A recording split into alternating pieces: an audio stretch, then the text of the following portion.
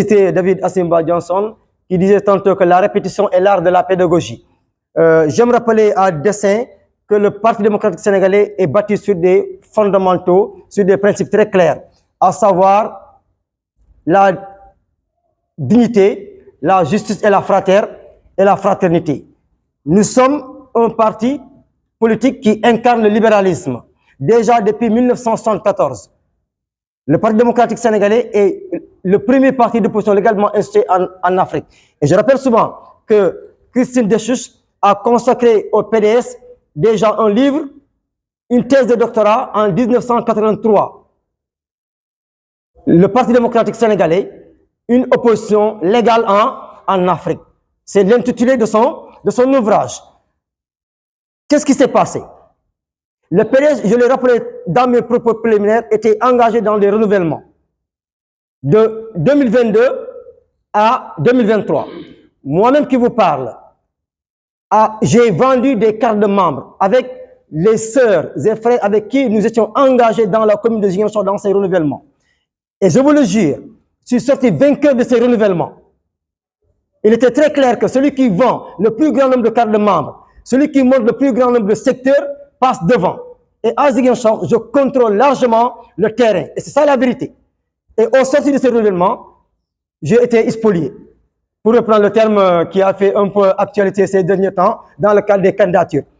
J'ai été spolié, c'est ça la vérité. Nous avons fait des recours dûment établis, adressés à notre parti, à la direction nationale du Parti démocratique sénégalais, pour que justice soit faite, pour que justice soit rendue. On ne nous a jamais écouté et regardé. Et c'est ça la vérité. Alors que nous sommes bâtis sur des principes de justice, je l'ai dit récemment. Ironie du sort, ce même Parti démocratique sénégalais, quand notre candidat a été recalé, le 20 janvier 2024, c'est ce même Parti démocratique sénégalais qui a commandité une commission d'enquête parlementaire contre le Conseil constitutionnel. Mais après, qui dépose recours au niveau de la Cour suprême pour demander à ce que notre candidat soit rétabli dans ses droits. On ne peut pas comprendre que dans un grand parti comme le Parti démocratique sénégalais, qu'on refuse, n'est-ce pas, de jouer au jeu démocratique à l'interne et demander à ce que justice soit rendue à notre candidat. Bien que Karim ait été lésé dans cet exercice.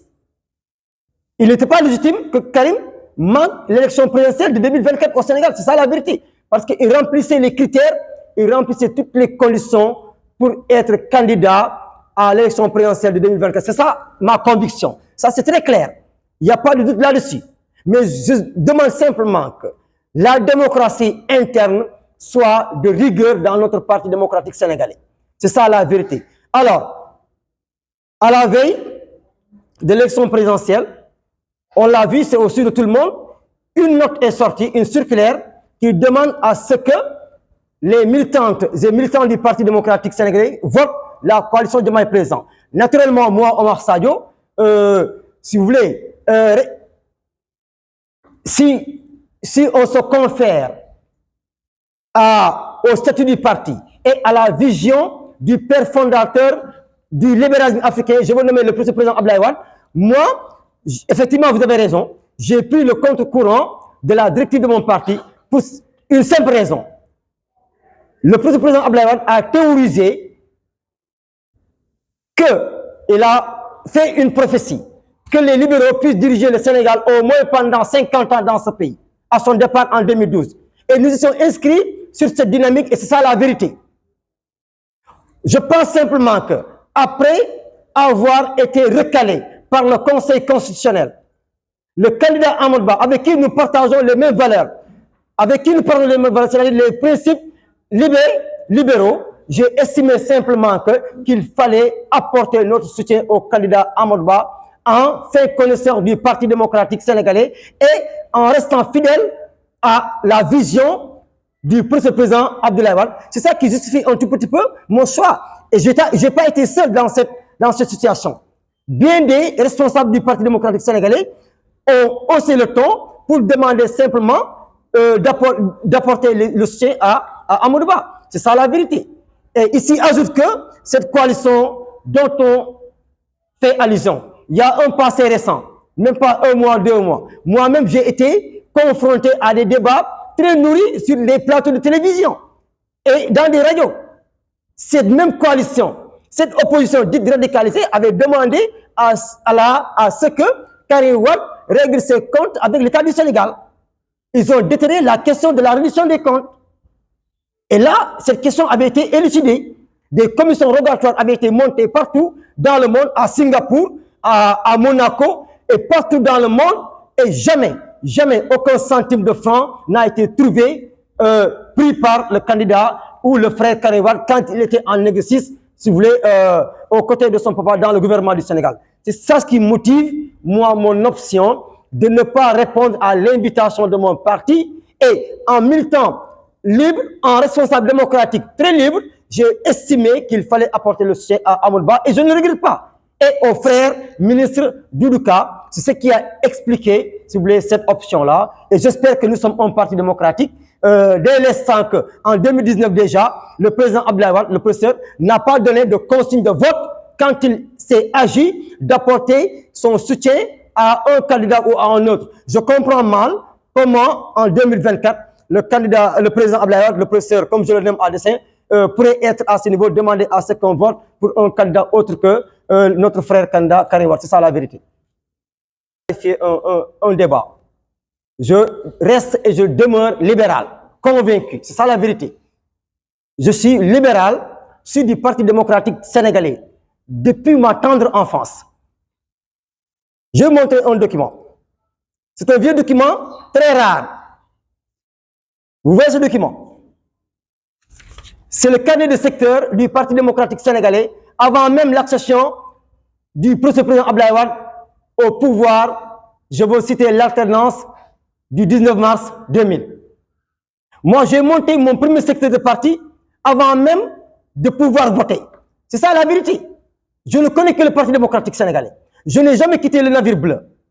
C'est la première fois que je sois confronté à une décision pareille. Oui, c'est très difficile, mais je crois, à un moment de l'histoire, il faut savoir s'arrêter et se dire la vérité. Qu'est-ce qui s'est passé en réalité? Oui, il y a eu certainement des difficultés avec le président Macky Sall, à un certain moment dans la trajectoire de notre parti, avec le frère secrétaire général national Abdoulaye Wade, c'est connu de tout le monde, avec le frère Karim Wade, son emprisonnement, sa poursuite dans le cadre de la CRI, de l'enrichissement illicite. Il a été envoyé en prison. Après 3 ans et demi, il est sorti de prison nuitamment, il a été exilé. C'est ça la vérité, il a été exilé. 7 ans d'exil, jusqu'à présent, il ne peut pas rentrer dans ce pays-là. Maintenant, ça c'est connu. C'est une situation politique qui a envoyé Karim en prison. Cette même situation politique l'a exilé. Mais à la vérité des choses, c'est cette même logique politique qui a voulu rétablir l'homme, qui a voulu rétablir le candidat Karim Wade. Il y avait des gages de bonne volonté pour permettre à Karim Wade de participer à cette élection présidentielle de 2024. J'en veux pour preuve l'inauguration de la grande mosquée mouride Massalikul Jinan de Touba. J'allais même dire la grande mosquée musulmane de Dakar, Massalikul Jinan. C'était en 2019, si mes souvenirs sont encore exacts. Lors de l'inauguration de la grande mosquée Massalikul Jinan, le Khalif général des Mourides, Serigne Mohamedou Mountakha Mbacké Ahmadoul Khadim, a posé un acte fort. Il a réconcilié le père et le fils. Je veux nommer Abdoulaye Wade et le président Macky Sall. Il avait dit ces propos, je le cite en wolof, si vous permettez, en s'adressant à Macky Sall, n'est que yow yaay njiitu réew mi xool Abdoulaye Wade ba si yàgg joxañ ko ne que yow yaay bàyyu réew mi yéen ñaar su ngeen jibooyee mooy jàmmu Sénégal mooy koomu Sénégal, ça veut dire le développement du Sénégal. Depuis ce jour-là, le déclic a été annoncé. Une semaine après, et à la sortie de cette grande mosquée, Macky Sall a raccompagné le président Abdoulaye Wade jusque chez lui. Une semaine après, si j'ai mes souvenirs, Macky Sall a invité de façon royale le président Abdoulaye Wade, son père spirituel, au palais de la République. Quelques mois après ou quelques années, il a fait construire le stade de Diamniadio. Il a donné au stade le nom de Maître Abdoulaye Wade. Ça, c'est des gages. Quelque temps après, il a organisé le premier dialogue national, pour trouver un consensus fort, comme cela a été le cas dans le passé. Ce qui nous a valu le code consensuel, n'est-ce pas, de 1992. Et le PDS a été à ce dialogue. Et je me rappelle, à la conclusion de ce dialogue, voilà ce que le président Macky Sall a dit. Khalifa Sall a accepté l'amnistie, mais Karim demande la révision de son procès. C'était ça la vérité. Et après, on a été dans toutes ces péripéties concernant autour de l'élection présidentielle de 2024. Il y a eu le report de la convocation du corps électoral. Nous avons été témoins. Et quelques temps après, un second dialogue a été convoqué à Diamniadio. Je pense que c'était là suffisamment, assez pour que Karim Wade puisse rentrer dans ce pays. C'est ça la vérité. La question majeure que les Sénégalais se posent, les militantes et les militants du Parti démocratique sénégalais, si on ne se voile pas la face, pourquoi Karim ne revient pas dans ce pays? C'est ça la vérité. Son retour a été attendu depuis longtemps. D'abord, le Magal de Touba 2023 a été un tournant extraordinaire pour marquer le retour triomphal du candidat, le frère président Karim Wade au Sénégal. C'est ça la vérité. Ça allait être comme ce fut le cas avec Abdoulaye Wade, son retour triomphal en 1999 sous le contrôle des anciens qui sont là autour de moi. On a attendu ce retour. Les Sénégalais ont nourri l'espoir, au-delà même des militantes et militants du Parti démocratique sénégalais. Ça n'a pas été le cas. Le 1er janvier 2024, Karim Wade a donné un discours retentissant à partir de Doha. Vous vous souvenez?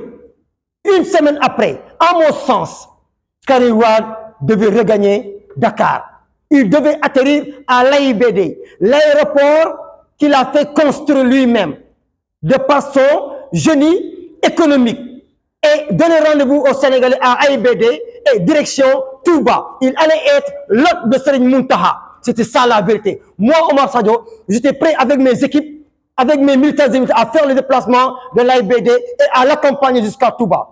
Si Karim venait à Touba, en réalité, c'est comme s'il allait à Tivaouane. Si Karim venait à Touba au Grand Magal, c'est comme s'il répondait au clergé catholique. C'est ça la vérité. Et toutes les confessions confondues. Ce retour avait été attendu.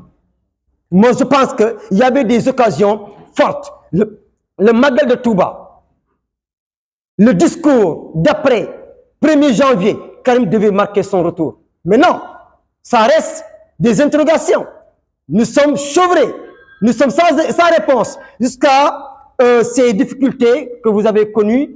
Et je pense que, sans risque de me tromper, si Karim était rentré déjà entre le 1er janvier et le 10, il aurait réussi à aménager la décision du Conseil constitutionnel qui était attendue à la date du 20 janvier. C'était ça la vérité. Parce qu'en ce temps-là, le terrain était désert. Et nous, en géographie, nous avons l'habitude de dire que la nature a horreur du vide. Il fallait marquer son retour à cet instant précis au Sénégal et briguer, rassurer les Sénégalais et briguer le suffrage des Sénégalais. Et très certainement, Karim Wade serait devenu aujourd'hui le 5e président de la République du Sénégal. C'est ça la vérité.